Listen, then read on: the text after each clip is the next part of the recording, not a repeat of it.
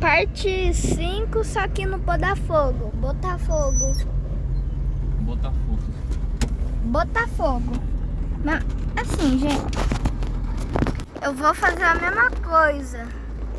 Vou deixar gravando na tela do carro. Quando nós chegar lá, eu volto com vocês. Não. Não vou voltar agora não. Ai. Ai. Mas o que eu tô fazendo? Eu não sei.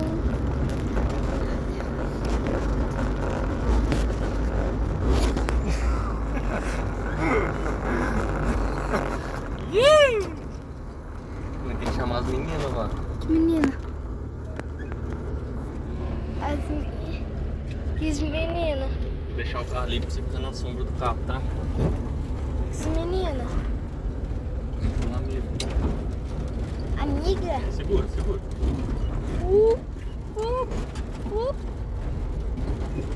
Ah, eu tô com saudade da casa da vovó. Sabia que a vovó enterrou Brancala aqui?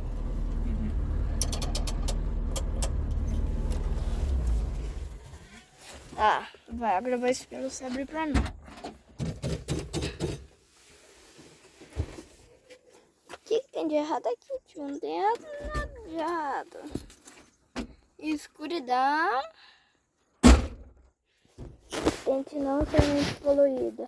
O trem maluco. Comprando e comprando bem.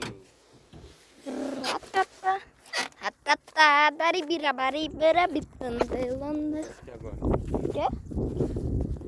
Queimar aqui a mangueira, que foi o que custou dela, porque eles cortaram a nossa mangueira. A gente vai botar fogo nisso tudo? Tudo.